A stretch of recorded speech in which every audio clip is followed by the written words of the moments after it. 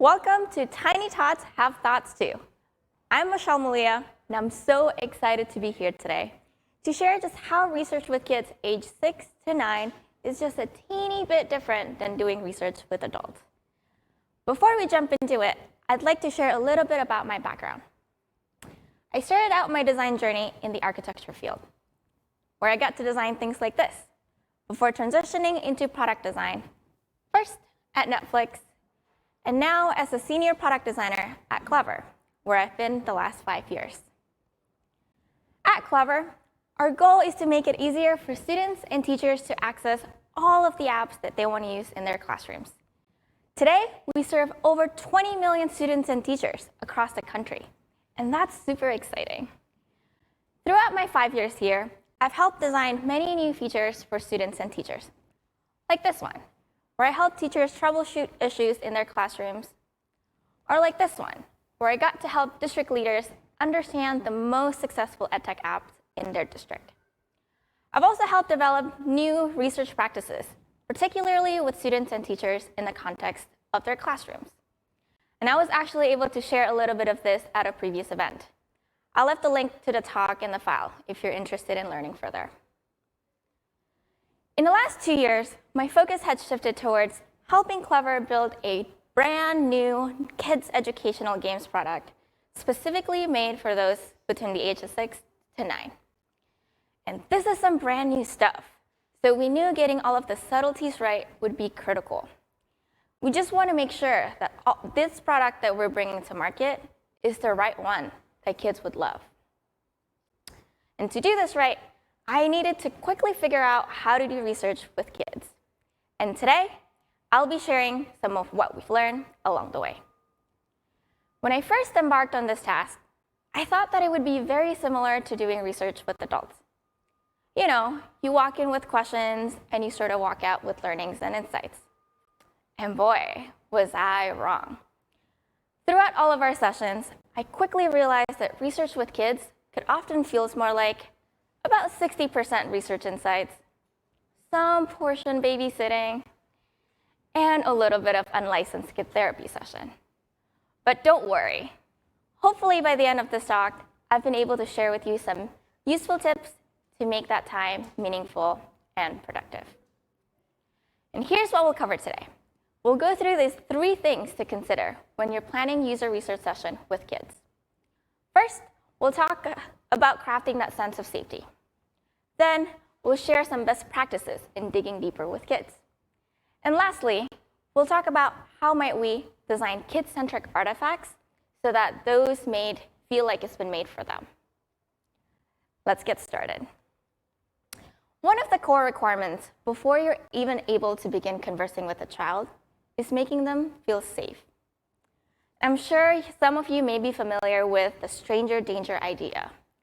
Just to quickly level set here, it's a concept that some parents may be teaching their kids, which is to be aware of brand new strangers that you just met. And guess what? When you bring in kids as research participants, all of us facilitators started out as strangers to them. So we need to quickly get out of that stranger zone and into the friend zone. And this is particularly important if you are also placing your kiddo participant in a brand new, unfamiliar territory. Which brings us to one of our very first foray of kid testing. For this particular session, our goal was to observe kids' behavior as they use our product. It's for brand new stuff, so we really wanted to experience those reactions live. We had to somehow create a space that feels like it's been made just for kids in our definitely made for adult super startup-y office. Now, how might we do that here? We had to get creative. I started looting various meeting rooms and our lounge space and was able to put together something that feels almost kid-friendly. It looks kind of like this. We wanted everything to be kid-sized, so we used coffee tables and giant pillows so both kids and the facilitators can sit eye to eye on the ground. We really want them to feel like they are equal at all times. We also wanted to protect kids from all of my curious rubbernecking coworkers. So we pulled various couches to create this kid-proof zone. One thing we also learned is that research with kids could sometimes feel like babysitting. They just show up with sticky fingers and crumbs everywhere. So I'd recommend always having one of these in case something happens to supplies, like paper towels or hand sanitizers. We also feel safe when we have total awareness of our surrounding. So we made it a habit to address the elephant in the room, which was the laptop just perching in the corner. We just wave at it at the beginning and quickly set that matter aside. And this is me and one of my favorite kiddo, Lana, just waving at the beginning of our session. We also preserved a line of sight between kid and their parents to ensure that their safety net is always there, even in a brand new environment. And lastly, and probably the most important part of creating that sense of safety, is through building that rapport between kids and the facilitator. Remember, our goal here is to get from that stranger zone and into the friend zone. So start by asking them and greeting them sincerely. Ask them about their day. Get them comfortable in talking to you. Also, try doing this in front of their parents. Make it seem like their parents were totally cool with you talking to them. This gives you instant trust boost that actually takes you quite far. But before getting into the actual session, do take a moment to ask permission from them. Check in to see if what you're about to do with them is okay. They probably didn't even know why they were there to begin with. So this is likely the very first time they're getting a sense of understanding of why they're there. Take advantage of that. Give them the power to give you permissions to show them designs and ask them questions. To kids, this will feel incredibly empowering. It makes them feel like adults and big kids. And that confidence boost really helps open them up to us. And if you do this right, you'll suddenly feel like you've developed that strong rapport. And that session may start to feel like one of those unlicensed kid therapy sessions I mentioned earlier. So this is Lana. You've all met Lana. And I knew I've built that rapport with her when she started telling me about how some of her friends were being mean to her. It's one of those things that you'd have to pay close attention to. When you work with children, you will inevitably hear about their lives. And when you do, please thank them for sharing and do encourage them to also tell that story to their parents and their teachers. Now, you might be wondering, Mischelle, the world was kind of weird last year. How did you do research with kids when they can't come to you? Good question. Similar with everyone else, we had to adapt and go fully remote. And what I learned here is that most of what I shared today still applies here. You do get a bonus freebie, though, of having that safe space come built in. And schools spent quite a bit of time teaching kids how to use Zoom, so that was great. There is one thing to keep an eye out on, and that is potentially running into adult interference. It's sort of the downside of not being able to perfectly curate your testing environment. Sometimes you kind of get adults sitting next to your kiddo participants. Kids tend to act differently in front of their parents.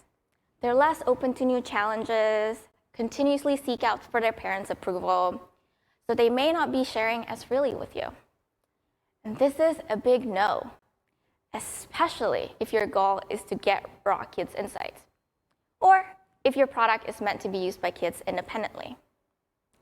My recommendation here is just to take the time to set that context with parents at the beginning of the session, and then just politely ask them to step away.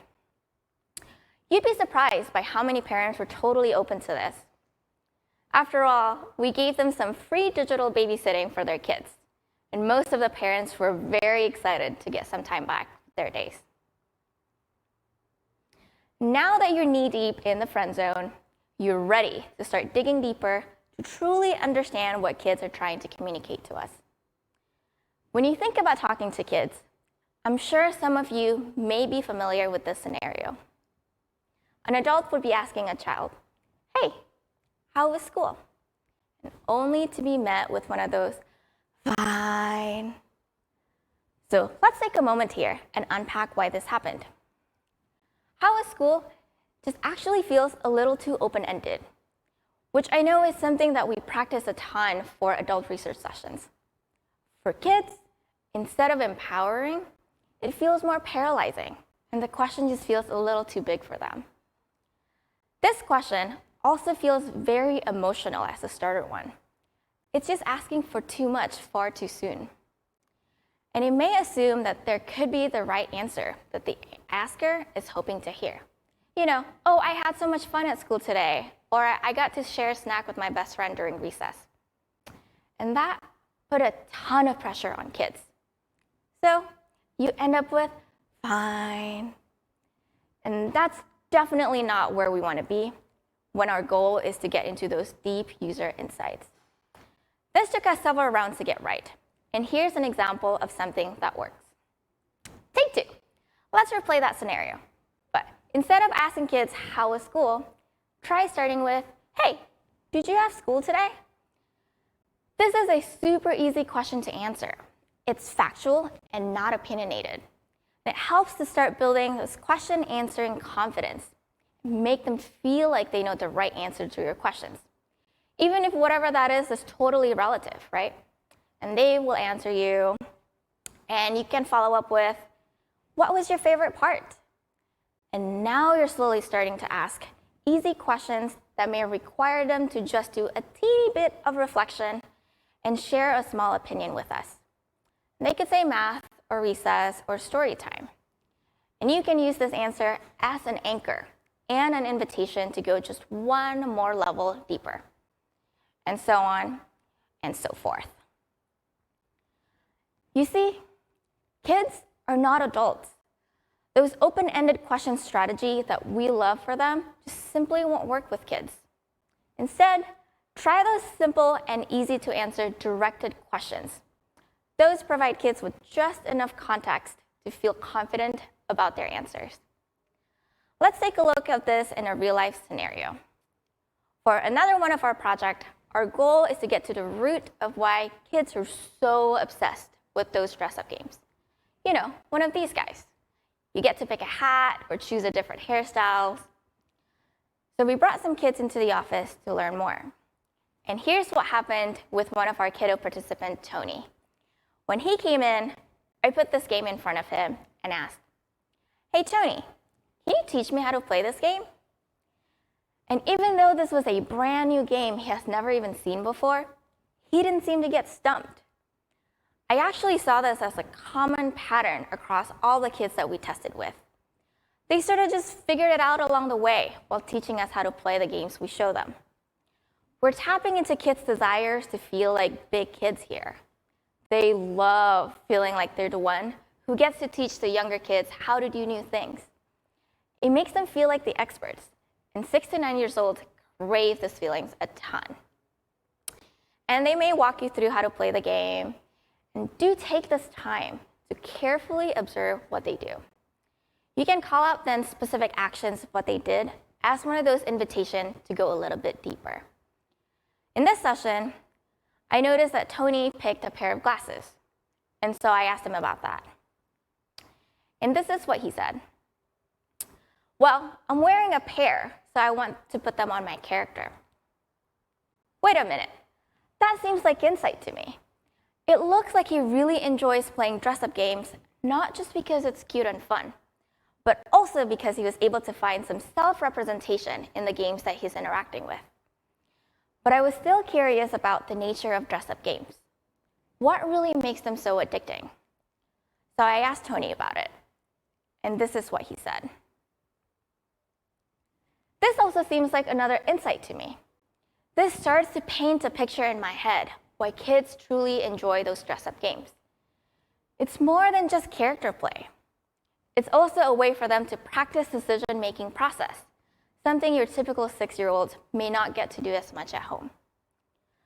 But what happens when you get stuck on fine and can't seem to go deeper? Sometimes you may need to add some training wheels. Provide some aid for kids to better articulate their emotions and opinions to you. We've tried this using 2 different methods. One, we found something that we can all relate to, like the emojis here. And this was really helpful when trying to dig a little bit deeper and get more than just, it was fine. We'd ask kids fun questions to establish a frame of reference, like, what kind of candy make you feel the happiest? Or, what is the one thing that would make you feel the saddest? And after they identify which emoji reflects their feelings, you can then use this scale as a way to ask them what it would take to increase that sentiment. Hey, what can we do to make you feel hard eyes about this thing? This helped them translate those ambiguous feelings into something that feels more concrete and understandable to us. Another way we've tried this is by allowing kids to share their answer to us through a different form, like maybe in a drawing. Not only that this helps the younger kiddos who may not be fully writing yet to express their thoughts to us, this also enabled them to kind of show us or teach us what to do, mimicking what we generally do during kid user interviews. And check out what we got back. We were able to extract what kids did through these drawings, from unlocking the space level to trying out a musical activity or reading books about fairies. And sometimes they surprise you and share something a little deeper. I doubt and sincerely hope that this was not about our product, but I was so excited that this kid in particular was really connected to the activity we designed for him, that he was open to sharing something so personal with us. And lastly, don't forget that you're doing research with kids. It really only makes sense to ensure that your research artifacts has been created with their behavior and expectations in mind. Kids have remarkable imagination. And I still recall this activity that one of my design professors in college led for us. He showed us this picture of a brick. And we had to come up with a list of items that this brick can become. And all of us adults just came up with boring and yet practical things, like a building, or a bridge, or a dam. And then he showed us a video of his 6-year-old son doing the same activity. And he came up with a fire truck, or a telephone, or a hat. And the video actually went on for several more minutes. It got all of us thinking, why are we limiting this brick's potential? So, when you're designing that research artifact for kids, you definitely want to take the time to figure out the kind of structure that will enable you to capture their imagination. And this is especially true when you're still in those early conceptual stage. And we learned this the hard way. When we set our goal to discover the new direction of our core product experience, we started out by designing what we thought kids would find fun. So we used bright colors and tons of fun characters here. We showed this to kids and asked them, hey, can you teach me how to play this game? And because the UI itself is so fleshed out, instead of really teaching us how they think the game is supposed to work, they just started to give us a tour of the UI.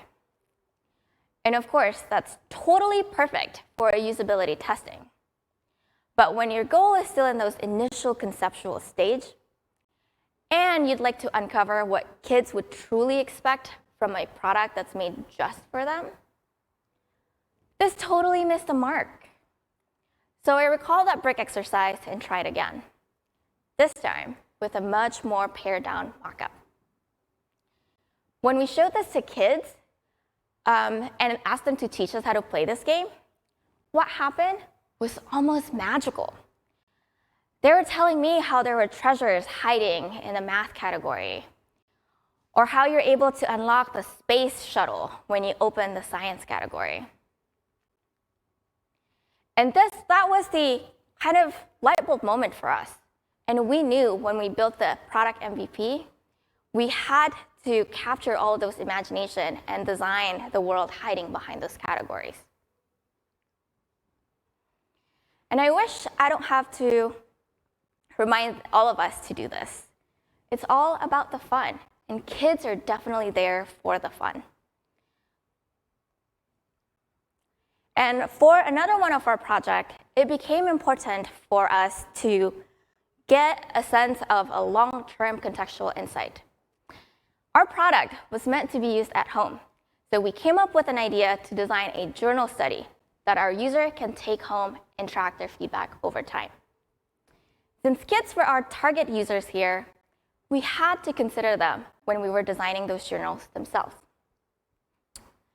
And this is what it looks like.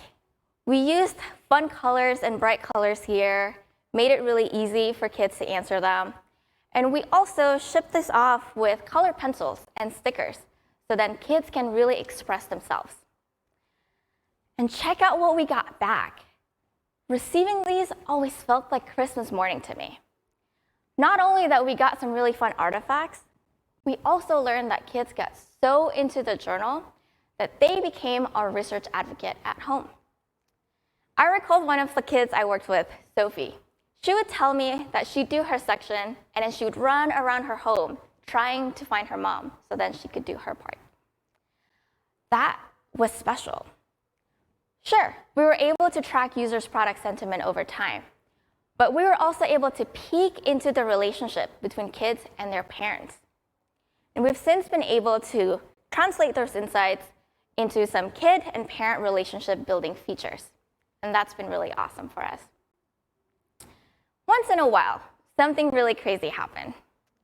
And I finally got to experience my own "my dog ate my homework" moment when one of the journal came back torn and taped up post-dog chewing session.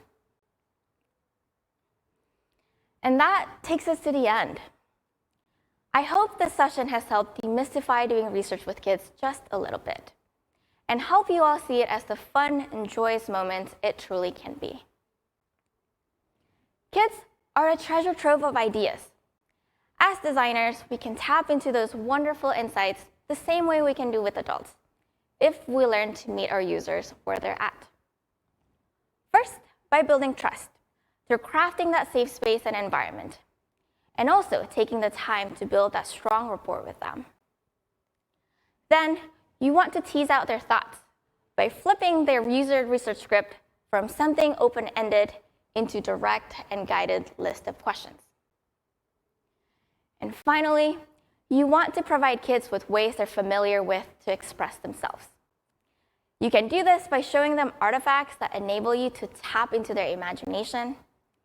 And instead of relying on vocabulary to gauge insights, the way we may do with adults, do help kids communicate using language they maybe understand a little bit better, like drawings or emojis. To help you all along the way, I've created some artifacts in the file that you can grab, so be sure to check those out. And let me leave you all with one last story. I was doing another round of conceptual testing with kids that includes some animated prototypes. One of these guys. And I guess this particular kid, Robbie, found it particularly exciting.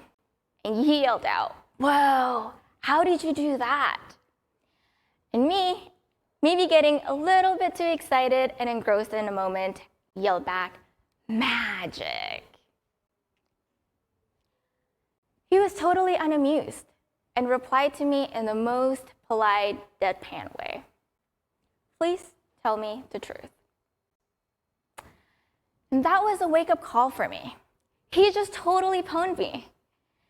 And I hope this can serve as a reminder for all of us to never underestimate kids. They're smart, they're remarkable, and they know exactly what they want. All of us designers just need to learn how to listen to them. Thank you.